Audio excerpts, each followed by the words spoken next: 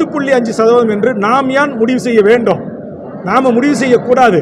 சாதிவாரி கணக்கெடுப்பு நடத்திட்டோம். வன்னியர்கள் 10.5% இருந்தால் 10.5% கொடுக்கட்டும், 9% இருந்தால் 8% 8% கொடுக்கட்டும், இல்லை அவங்க 15% இருந்தால் 15% கொடுக்கட்டும். அப்படி என்று தான் நான் ஏற்கனவே முதலமைச்சரிடத்திலும் பொதுவெளியிலும் பத்திரிகைகளும் விக்கிரவாண்டி இதற்கு முன்பு நடந்த இடைத்தேர்தலில் புகழேந்தி அவர்கள் போட்டியிட்ட தேர்தலிலும் நான் பரப்புரையில் பேசியிருக்கிறேன்.